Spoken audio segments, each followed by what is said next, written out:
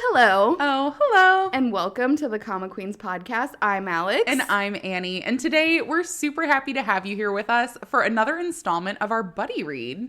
It's been a while. It has been. And it's also been a while since we've done a wine and webcomic. So why not join the two together? Hand in hand. Just a nice little cotton candy wine, which is a very weird find. Yeah, it was something that we just couldn't pass up. It's a little bit of regret, I think, on our part. It's very sweet. It doesn't taste like cotton candy. No, it tastes like sparkling white grape juice. It does. But like with the kick of alcohol. It's not the best. No, it's really not. But I mean, we're stuck. If you find it, maybe don't buy it. We've tried it. You don't have to. We've tried it for you. And as you know, we have great taste. So if what you really want is just like pure sugar, it might be for you. That's true. And to be honest, like sometimes that's the mood. Yeah. This would probably be good with like mixed into something else. A good sangria maybe. Oh yeah. Like a white sangria. Yeah. Oh yeah. That'd be nice. We're not doing that though. No, we're not that classy. We don't have time for that. Nobody has time for that. It's fine. So today we're trying to get caught up on Garden of the Dead Flowers. It's been a bit of a journey to get here. We had to read season 2, episode 5 up to season 2, episode 16 to get ourselves caught up. And let me tell you, you need to buckle up because it has been a wild ride start to finish in this little reading excerpt. Yeah, I couldn't believe the first episode that we read. It started off with a bang and I thought it can't get crazier than this, and it does. Just progressively. Yeah. Honestly. Oh my gosh. So we do start out, which it had been so long that honestly I forgot that this is where we left off. But Vincent and Saruni had their talk out in town together, and Vincent was not supposed to leave the house. And so Saruni kind of tries to push Vincent's buttons and is asking about his mom, and he makes a huge scene in like the town square, and they end up having to leave.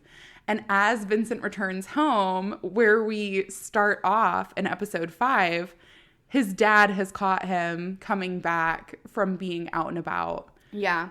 And I think the craziest part about this is you see him trying to manipulate his dad and really kind of doing a good job at manipulating him. Like, telling him everything he wants to hear. He still hits his son, which is very sad to see. Oh, he's kicking him and stomping him. It's awful. Yeah.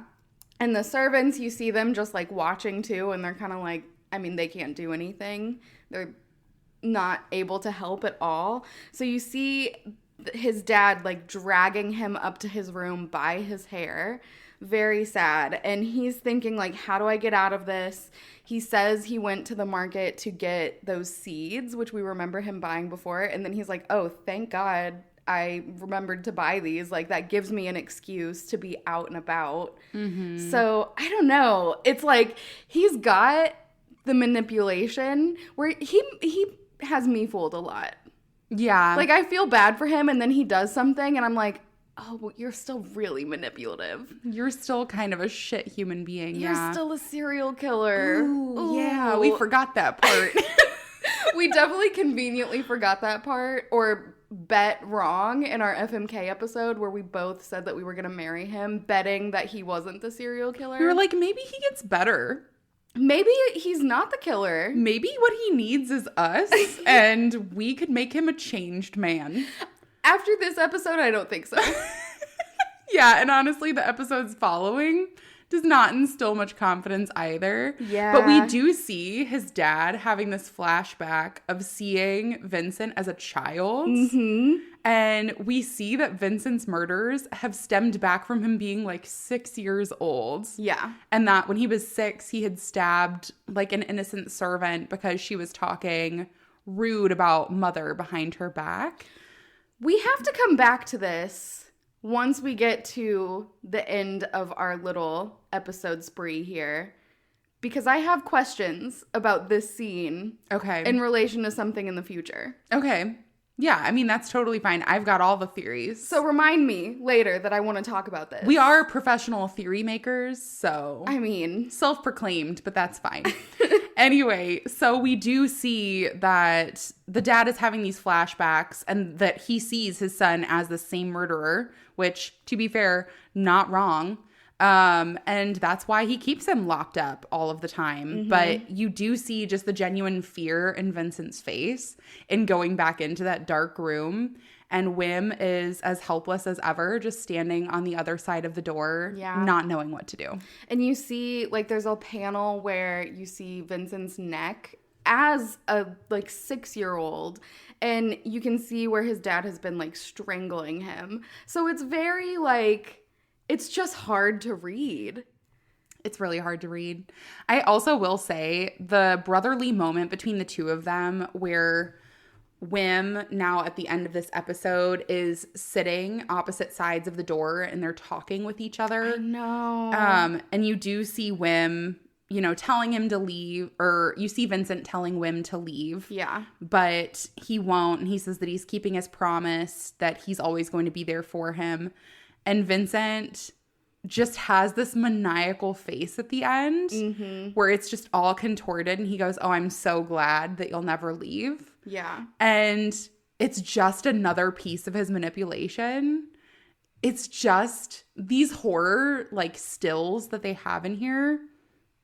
Terrifying. But, like, you have to stop and, like, really digest them every time, because you'll just be going along thinking Vincent's a totally fine person, and then all of a sudden he just looks crazy. I'm not gonna lie, it might just be us thinking he's a totally fine person.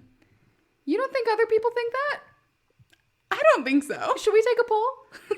Yeah, let's take a poll. At the end of the episode, let us know if you're as easily fooled by Vincent as we are. As we are, apparently. Because I'm not going to lie, even after all of this, I'm like, I don't know, I'm kind of rooting for Vincent. Yeah. Just a little bit. Just a little. There's like a piece of me that's like, maybe he's not so damaged. How's he going to pull this back? Yeah, like, let's help him. He deserves better. So in episode 6, they're back at school and it's like normal. Wim kind of pulls Saruni aside, and before they can talk to one another, Kat is passing out all of these invitations to her birthday party. It's a super exciting event. And unlike all the other Europeans who are going to this school, she invites Juna and Saruni because they're her friends and she wants them at her party, which is really touching to them. They feel extremely special. And it's not honestly a privilege that many of them would get. Yeah, they're a little surprised at first. Like, why are we being invited? And Kat is very adamant. She's like, this is my party. These are my friends. Yeah, and I love it. You best believe that if anyone has anything to say about it, they can approach me about it. She's a really good friend to them. I know. She's such a good friend.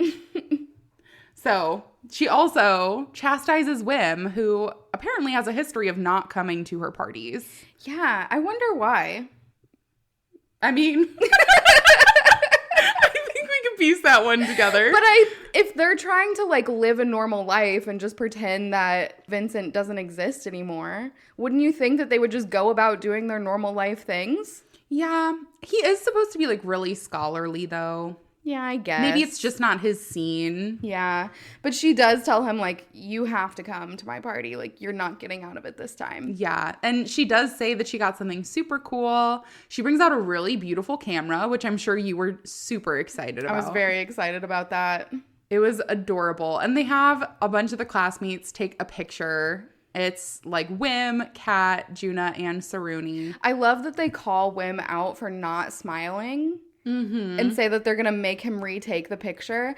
And then he smiles just like the tiniest amount. That is my husband.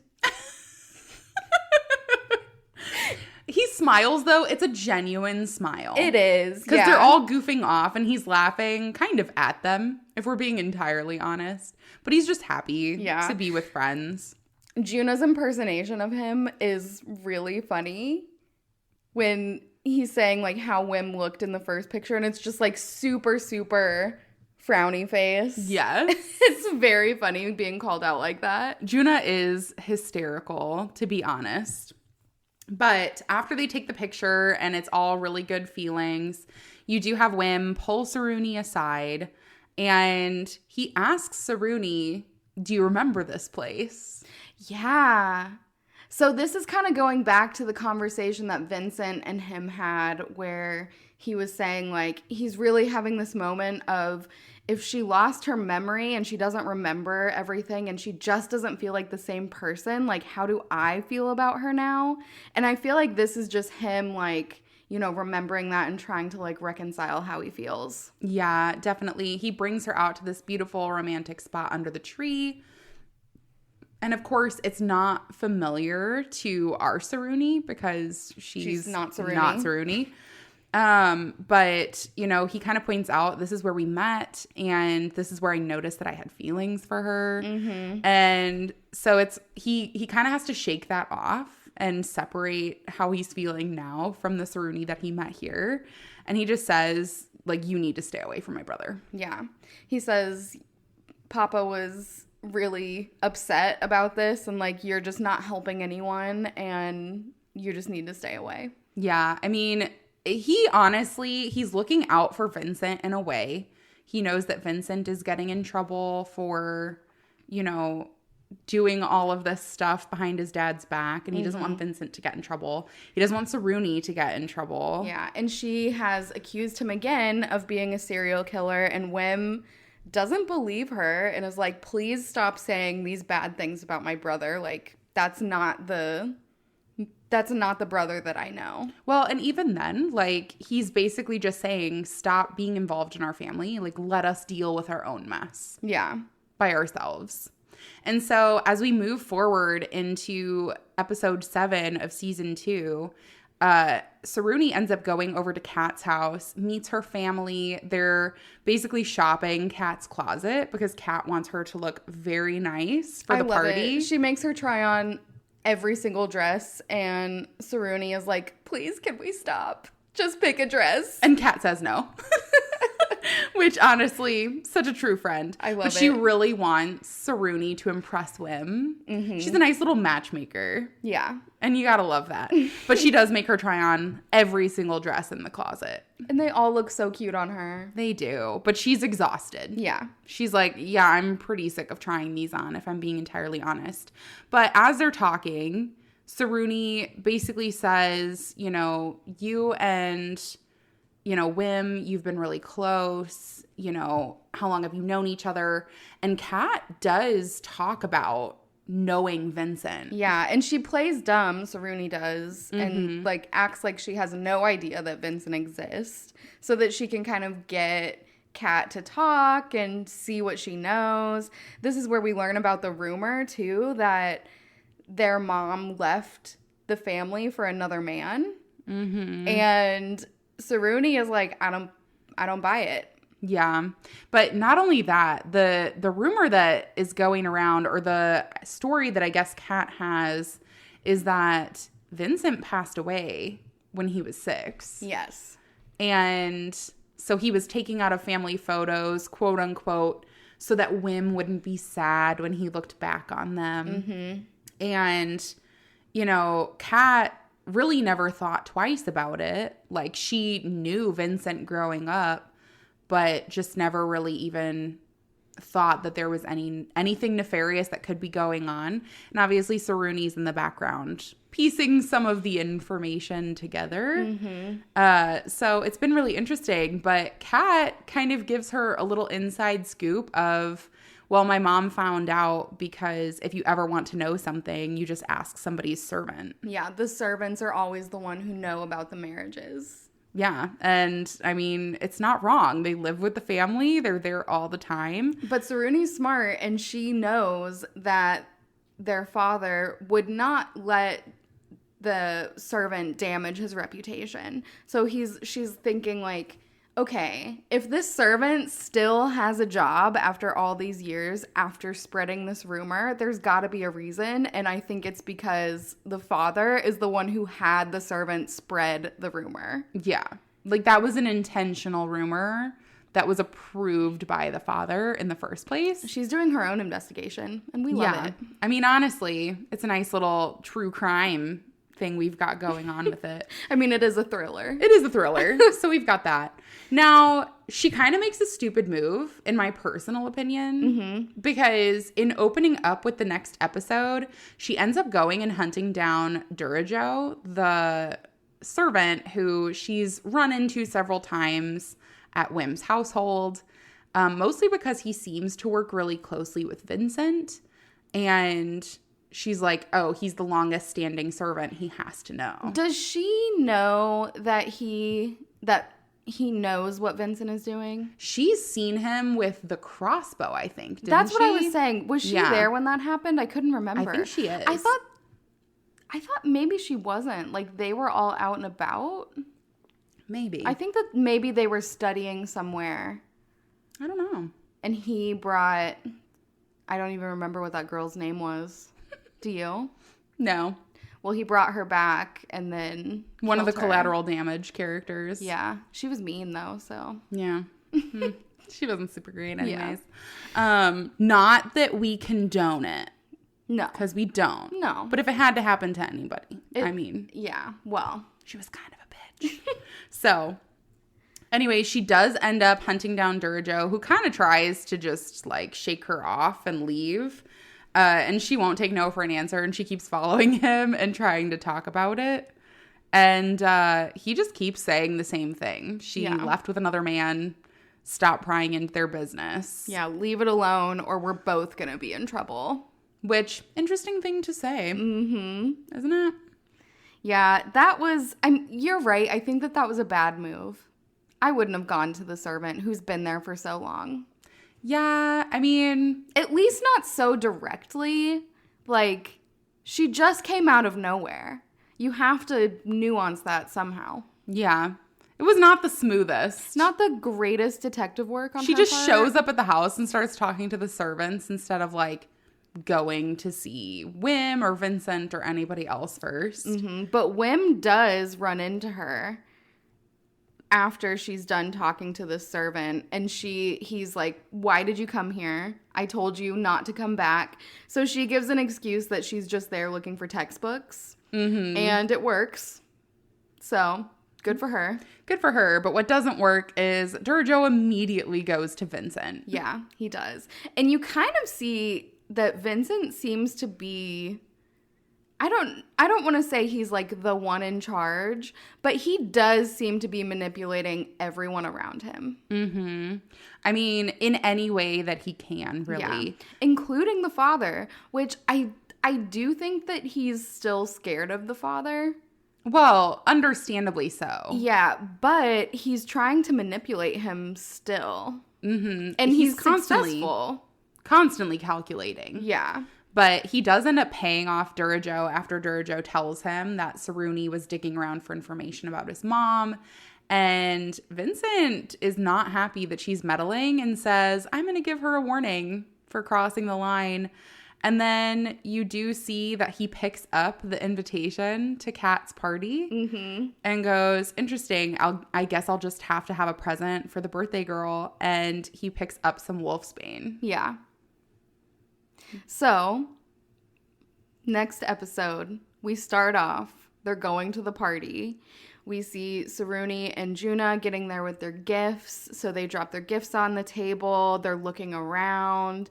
They are still kind of surprised that they were invited to the party anyway. And you see Juna make a comment that, like, a lot of the Dutch people are looking down at them and, like, thinking that they're better than them and all of that stuff. So even though they are invited guests, they're not being treated as equals. Yeah. Which I don't think takes them by surprise. It's still disappointing. Yeah. But they decide to make the most of it anyways. But you also see Wim does show up. However, his father is networking and basically ropes Wim into joining him for all of his talk about business, since he's going to take over the family business one day. And Wim looks pretty bummed. I just love a general, let's go talk about business. Like, nothing specific. We're just going to talk about business. You can tell, too, how disappointed Wim is, which just makes me think that Wim does show up to certain events and things like this, but his dad has probably roped him into business talks and Yeah. things like that for the majority of his life. That's a good point. And so it's kind of its own way of like ostracizing Wim from everyone else. Mm-hmm. Now, who else shows up at the party but Vincent? Vincent wearing the same clothes and pretending to be Wim, which he is successful because they're twins. But Saruni knows that it's Vincent. She can tell the difference between them. I am curious if it's just a personality thing because, I mean, in the art style and when you look at them, identical. Maybe it's mannerisms. Yeah. Or maybe it's just like facial expressions because he does put some really crazy facial expressions on. Yeah. But he So- does end up giving Kat a spiked drink with the wolfsbane powder in it. Not only does he do that, but he spikes the whole container of drinks. So she's not the only one getting sick from this. Yeah.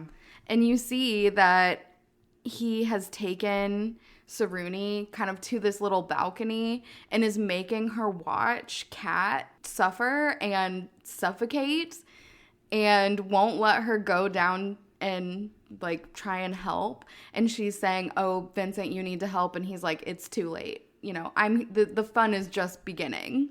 To be entirely honest, from what he's saying, and I don't know the validity of any of it, but from what he's saying, There's no solution. there is no solution Yeah. because it's a fast-acting poison that he's just put in her drink.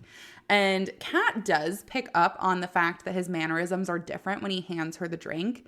Like, wow, Vincent or Wim is being so friendly. And I mean, she would never put together that is Vincent because but she assumes he passed away. But she does pick up on those mannerisms pretty quickly. But, you know, she compliments Wim, and when Vincent kind of pulls Saruni aside, he just says, "This is what you get for meddling, and if you continue doing it, this will not be the only person who ends up getting hurt." Yeah. And Saruni is riddled with guilt. Like, there's nothing she can do at this point to save her friend. And Kat has been an amazing friend to her. And so all she could do is just watch her suffer. And she's just thinking, if I hadn't meddled, this wouldn't have happened. I know. And unfortunately, in the following episode, I was really hopeful that there was something that someone could have done. I didn't think so. But unfortunately, in episode 11, we're opening up with Kat's funeral. It is always interesting to me when main characters die instead of, like, I know she's not, you know, the absolute center of the story, but she was pretty important to the story. Yeah. You know, like it wasn't an inconsequential death. She was important to them. I know. And she's gone. I know. It's so sad. And you do see everybody at the funeral just kind of doing their own rumor mill and talking throughout the entire process about poor Kat, and she was so young, and her poor parents. And to be honest, like, read the room. If we're going to be honest, like, maybe don't talk about it, like, while they're burying their daughter. Yeah. Well, it does do a close-up, too, of Saruni, and you see that she just has incredibly dark circles under her eyes, and she's just exhausted and has just not gotten any sleep since this happened because she is just absolutely distraught about this whole situation. Yeah. Wim notices pretty quickly, and he does try to go and talk to Saruni, who pretty quickly shuts it down. Yeah, is like, "I'm not talking to you anymore. Like, you were right. I should have stayed away from Vincent. And this wouldn't have happened." Huge red flag for Wim. Yeah, who's he's like, trying to piece everything together. Still has no idea at this point that his brother was in attendance of the party. But you do see that Saruni's just being eaten alive with it. She's trying to bury herself in chores. She's trying to just keep her mind busy. And Juna kind of forces her to take that time to process what's going on. Like, the loss of a really close friend is not something that you can just work through. And she does end up breaking down and trying to process everything. She's just so, so sorry for everything that happened. Yeah, there's that beautiful panel of Juna and Saruni hugging on the floor after she's been sobbing. And then the next thing you see is just like this really, really sweet picture of Kat, like just open mouth smiling, super, super happy. And it's just so sad. I know. And unfortunately, all that this entire situation has done is kind of further separate Saruni from feeling like she can open up about what she's going through. Mm-hmm. So Juna does kind of offer that shoulder for her to lean on. And he asks, you know, I know you were trying to talk to Wim about something. If you ever need to talk to somebody, let me know. And ultimately, she decides that it's best to keep to herself. Yeah. Like, I don't want anyone else to be harmed. So I'm thinking the best thing to do is just not pursue this anymore. Yeah. Now, that does not keep Wim from thinking through what Saruni said. Mm-hmm. To be fair, it was very cryptic. Yeah, it was. So he notices Durajo taking something out of Vincent's room and then throwing it away. So he follows him to figure out what it is, and he finds that it's his exact outfit that he wore to the party. And this pretty quickly tips him off that Vincent also went to the party. Yeah. And he's quickly piecing together that this isn't just a coincidence now. Yeah. That like all of these deaths are happening and that this is now multiple different accusations that Vincent has been involved in the murder of somebody. Mm-hmm.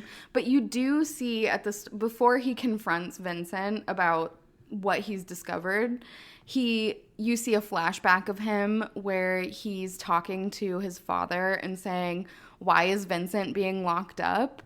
And just trying to help his brother and like get his brother out of this situation. And you see that his father is like, Vincent is unstable because your mother left you, and that's why we have to keep him in that room because, you know, if we let him out, he could tarnish our family's reputation. And you see that he tells Wim, like, you are my heir. Like, you're going to take over. And so that's when you really see, like, he's put them against each other on such separate paths. Well, I mean, and think about being 6 years old and seeing what's happening to somebody else that's so terrible and awful. Mm-hmm. And you want to stand up, but, like, being terrified that the exact same thing is going to be done to you. I mean, it's just no position that anyone should be put into. And so Wim has been at odds with this his entire life. Mm-hmm. And so unfortunately, it's just now kind of come to a head of him trying to process, is my brother really unstable, or was being locked in the room what made him unstable? Mm-hmm. There's so many unknowns going on here. And we've seen throughout the whole series that he's just riddled with guilt about Vincent being locked up, and he just thinks it's his fault, and he kind of does a lot of things that Vincent wants because he's so guilty about what has happened in the past. Yeah, it's really sad. So we do end up seeing Vincent speaking with Durajo in the garden, mm-hmm. and he very openly is talking about Kat. And it's honestly surprising to see how emotionless he's talking about Kat dying and being poisoned by his hand. Yeah. Because it's like it was just business being taken care of. Mm-hmm. He goes, oh, now she's been taken care of. Yeah. When she wasn't even involved in the problem in the first place. But realistically, Vincent's just continuing to scheme and make these plans. And Wim decides to confront him. Yeah, Wim walks in and hears this conversation between them and is like, you were involved in Kat's death, confronts him about it and says, like, why would you do this? How could you do this? And then Vincent kind of says, you know, you're just like the others. You don't get it. You don't get why I'm doing this. And you see that he threatens to kill himself. And he's saying he uses, like, the fact that people already think he's dead as a weapon against Wim. saying, like, it doesn't even matter if I kill myself because everyone already thinks that I'm dead anyway. And you see Wim, like, kind of taking a step back and being like, no, I would care, Papa would care, Felix would care. And, saying, like, everyone in this house would care if you were gone. And so then Vincent, drops the shears that he was holding against his throat, and says, okay, if everyone will care about me, then I won't do this to myself. And it was just another manipulation tactic. Yeah, I mean, Vincent is really laying it on thick. I mean, there are probably genuine emotions being expressed here. You have Vincent holding the garden shears up to his neck and saying, I cried for you and told you that I was trapped in that room and I cried until I lost my voice and you never came for me. Oh, it was so sad. This is when you see that Wim is standing on the other side of the door. It's like the first time that you see them standing on the other side of the door when they're like 6 years old. And his father, he starts to try and look for a key, and he runs into his father, and his father's like, do you want to end up like him? Threatens him, and then basically just takes him away and says, like, you are my precious son and you are the most important, and pay no mind to the unimportant things, meaning Vincent, and walks him away from the room and just leaves Vincent in that room. Ugh, it's heartbreaking. It is so heartbreaking. Whenever I see them both as like the little boys, it's so sad to see them, because you see how happy they were together, and then like tragedy happens, and at this point we don't know exactly what has happened, but we know that something has happened that has gotten Vincent locked up. Well, I guess we know that he killed someone. Yeah, at like 6 years old. But we don't know why. Yeah. And I mean, it again just kind of comes down to Vincent, probably has all of these genuine feelings about it, but also is trying to use those built up feelings and emotions he's had for years to manipulate the people around him to kind of get the outcome he's wanting now. He's probably learned that is the only way he's going to get what he wants, because he was left to be an unimportant thing. Yeah, lots of negative reinforcement. Yeah. Definitely not a great situation all around. So sad. So in moving into the next episode, it's titled Saruni, which automatically I thought it was going to focus on Camellia, because she's been the focus of Saruni the entire series. Oh, I immediately was like, oh, now we get to hear Saruni's story. We get to see where she is.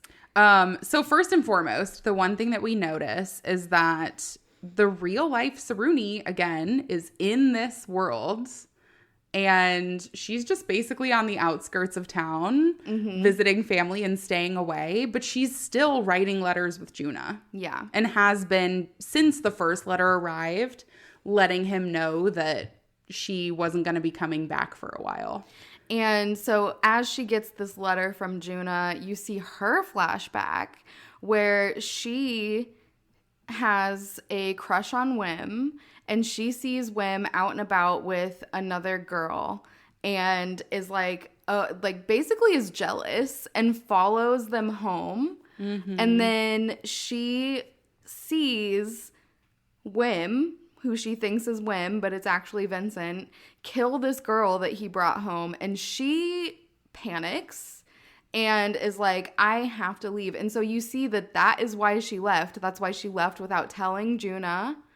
And she was like, I have to get out of here, because she's thinking, like, is that why Wim is trying to get close to me? Is he going to kill me too?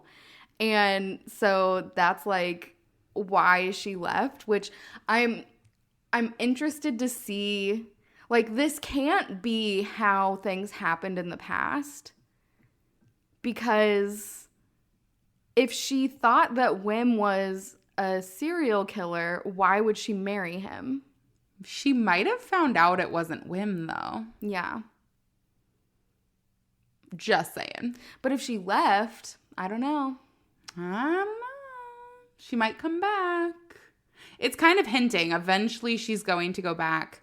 And in the episode, the main thing that she's concerned about is now her concern is that she thinks Wim is the reason that Kat has been killed. Oh, well, yeah, she and does. now she thinks Juna is also in danger. Yeah, you're right. And so I do think that the real life Saruni, this is just theories on my end, but really do think real life Saruni is going to be coming back. And I think we'll have a similar situation of one of them's going to have to go into hiding because they can't both be in this world looking like twins.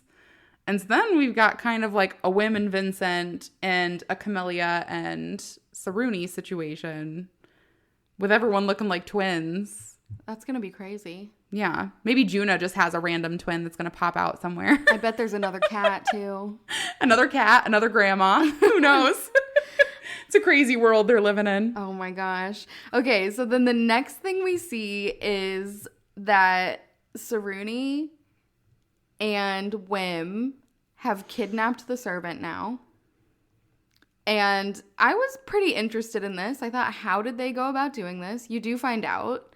But it doesn't seem like something that would be easy to do. Because he's a grown man and they're teenagers. You do see a couple days prior that Saruni is talking to Wim and comes up with this plan to kidnap him. To be fair, this is probably the most receptive that Wim has been to working with Saruni on this since they've started realizing that she's got all this background information on the family. Because now that Wim understands that Saruni wasn't lying, he's a lot more willing to work with her on trying to figure out why and how Vincent became a serial killer. Yeah. And Saruni also brought up that there's something weird going on with the information he has about his mom. And he's like, no, she ran away with another man. But I think that he just can't live with not knowing for sure. So we see that they kidnap him and they play good cop, bad cop, which is really funny. It is really funny. I do love that Saruni takes on the role of bad cop. She's like, I'm going to be the bad cop. Yeah, and she does take a plank, like threatens to hit Durajo with it when he doesn't want to tell her all the information. But they work together to, lure him out and chloroform him. And then they drag him to this abandoned building where Saruni is interrogating him and trying to get all this information about where their mother went and all this situation, and says, I have nothing to lose. I'll cut off your fingers if I have to. Yeah. So they basically manipulate the situation for Wim to come in and, quote, rescue him and say, like, Saruni, what are you doing? Like, this is illegal. You're going to be arrested for kidnapping. And how could you do this? And I have to take him back home. And he's like family. Yeah, he's like, that's really the kicker. He's like family. But so Durajo very quickly is touched by the fact that Wim considers him family because he goes, no, I'm just a lowly servant. And Wim goes, who do you think took care of me after my mom left us? And we were just so high and dry without you, kind of a thing. He compares him to Vincent and says, like, Vincent never treats me like this. And he's kind of wavering on his loyalty, and you see that his loyalty wasn't very strong anyway because he was just paid to not care about any of this stuff that's going on. Yeah, but Durajo very quickly, after realizing the care that Wim has for him, whether that's true or not, basically says, what you think happened to your mom and with your mom is not what actually happened. Yeah. This episode being titled Durajo's Testimony, I was very excited to read this. And it is where we leave off today. Yes, it is. So it's pretty wild. Oh my gosh. Okay, so we see him confess. And he's saying, at first he just says, your mom didn't run away with another man. That's not what happened. Your father accidentally killed her. So that's where it starts off. Pretty strong. Pretty strong. But we do learn that their mom was a gifted actress. She was very sought after. And Wim and Vincent's father basically paid for her. Yeah. just bought her affections until they got married. But I think bought her too, because they say like paid the parents. Mm-hmm. So it's like he paid her parents for her. Yeah.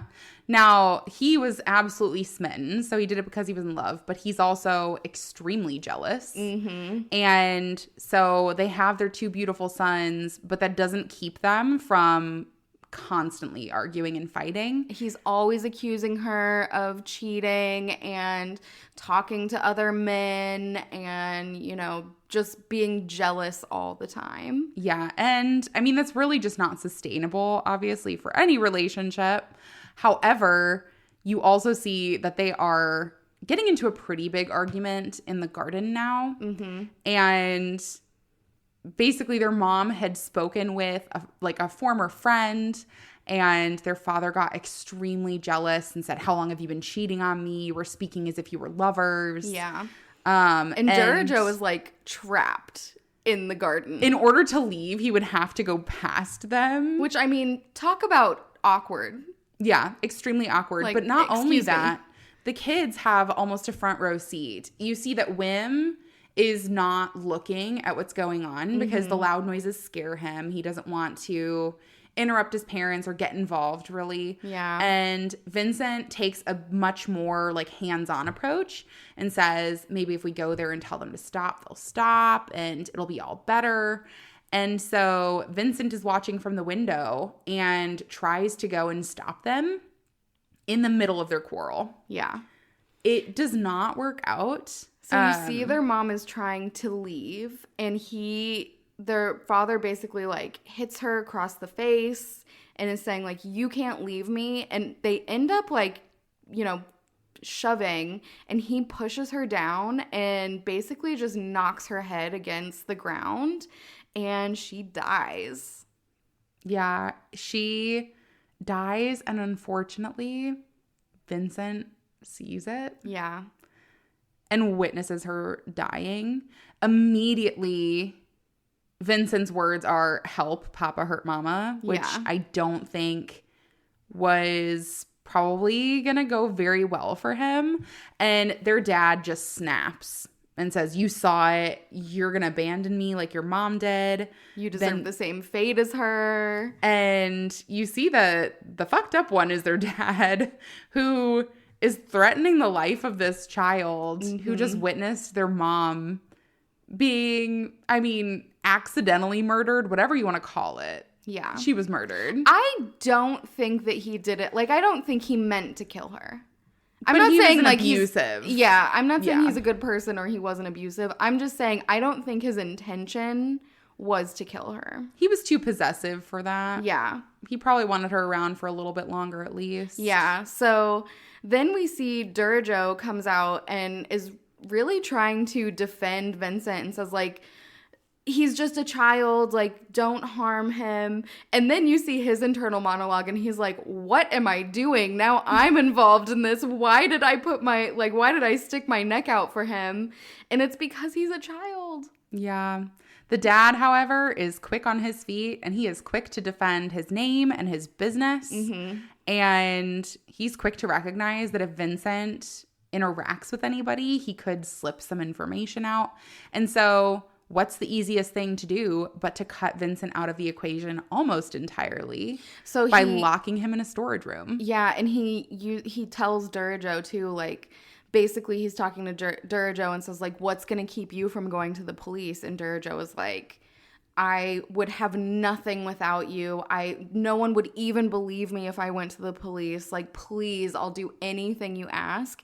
And so you see the first thing that he asked him to do is to take Vincent to that storage closet. I know. And then immediately to help bury the wife's body. Yeah.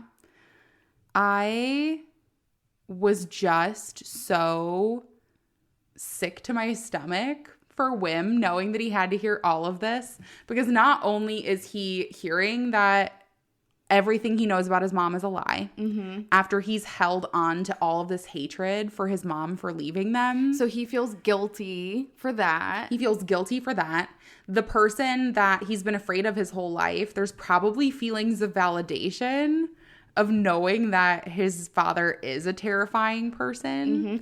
I also have to just say that I'm right. In the previous episode, I said this is what happened. So yeah, I'm going to pat myself on the back. I know. You did a really good job. And I'm just saying, in the next episode, we'll probably find out that we were right, that the cat was a grandma. But, you know, we can wait for those theories to come out. But you do have Wim just feeling so guilty and sick, thinking about the fact that the person that he trusted the most, or thought he trusted the most, in his dad, is someone he can't trust at all. He feels even guiltier now about leaving Vincent in that room and abandoning him, because he's like, I did this because I thought he was unstable, but really he witnessed my father kill my mother. Yeah, and they're just so at ends. Saruni is trying to push for Vincent to get the help that he needs. And she thinks that he's going to get that by getting the justice of being arrested for the crimes he's committed. And Wim is just so distraught at the thought of him being punished even further. He goes, let's focus on his mental health. Like, let's find another way. Yeah. And he's just not processing. He's like, I have to apologize to my brother. I just don't even know what to do. Yeah. And they just decide that their next step will be that they'll discuss it at school and they'll figure something out. Yeah. It's devastating. Oh my gosh. Okay, so what I wanted to go back to with the first episode that we read, number 5, is he locked him in that closet and was going to hide him away forever and basically just kill him off, but not actually kill him. So how did, like, I guess the easy answer is that he was still allowed around the house. But I was thinking, like, how did he get out to kill that servant who was talking bad about their mother? I think he probably wasn't under lock and key immediately. Yeah. Like, he was put in the storage room for a while. And then, you know, maybe they'd test the waters, like let him out for a while, see how he did. And Vincent just didn't know how to earn back his father's love and trust, everything else. I mean, you're talking about a 6-year-old kid who just witnessed the death of his mother and now is ostracized and kept locked away by himself in a dark room. I mean, the mental torture, it is just mind-boggling. I've got to say, like, kudos to us for picking this series of episodes to read, because we started strong and we ended even stronger. Yeah, I don't really know how it's going to get stronger from here. I know I disappointed you a little bit because I looked at the preview of the episode names. But you're not going to tell me any of but them. I'm not going to tell you. Okay, and you can't say any theories that have to do with the episode names. I'm not. Okay. My only theory right now is that somehow, some way, Vincent is just building up to, like, do an official switch with Wim. Because he just wants to assume Wim's identity and, like, live out the rest of his life. He wants to be able to leave the house. Yeah. And how else will he be able to do that other than manipulating everyone to become Wim? Do you think he's successful? I don't know. I don't know. Well, and with the real Saruni, okay, let's just talk theories for a second. Okay. Real Saruni comes back. Yeah. Real Saruni thinks she just witnessed Wim murder somebody. Vincent is going to play to that hand and convince real Saruni that she's correct. And then Vincent and real Saruni end up getting married. Maybe. That sounds plausible. But you have to think way back to the beginning when we're in present time and it's the grandpa's birthday and he wishes for things to be different. Do you think that Vincent would have wished for things to be different? Because Maybe. Wishing for things to be different would mean that he didn't get to live a life. I just don't know. Maybe Saruni changed him the way that we wished that we could change him. I mean, maybe. I don't know. But I just think, like, It's not the most far-fetched theory that I've had on this podcast. It's not, but I don't know, because I'm just thinking, like, it would make sense for it to be Wim, because he would feel guilty. Like, maybe something happens with Vincent and he does actually die and he feels guilty about it. Maybe Vincent dies at Wim's hands. Maybe it comes to a head and they're, like, fighting and he has to kill Vincent. Yeah, and he just feels so guilty. He's like, Vincent deserved a life that he never got. Yeah. I don't know. I guess we're just going to have to find out. Oh my gosh. I continue to love this series so much. This was, like, the best pick that we did for the buddy read. Honestly, it's a bit of a roller coaster for me. It's such a good thriller, though. And I am on the edge of my seat every single time. I love it. And I haven't said this once during this entire episode, so I'm going to say it now. The art is incredible. Just the difference between the, like, normal faces and when you see them kind of have their hysterical, crazy moments, it's just so jarring. Mm-hmm. Like, when you're scrolling through the panels, everything looks fine. You're like, oh, I kind of feel bad for him. And then you see him look, like, with this maniacal look. And you're like, oh my gosh, he's a serial killer. Absolutely deranged. I kind of forgot he was a serial killer. Aw, I forgot. I will say, we were so quick to give him the benefit of the doubt. Oh, we were. What the hell is wrong with us? I mean, if we're being honest, though, like, our other two choices weren't that great either. Yeah. I mean, if you haven't listened to the FMK episode, we did have to make some decisions. Yeah. Out of a pretty rough crowd. We did. Go take a listen, see who else we had against him, and listen to our reasons why we picked Vincent, the serial killer, to marry. Yeah. You know, people live with regrets. It's fine.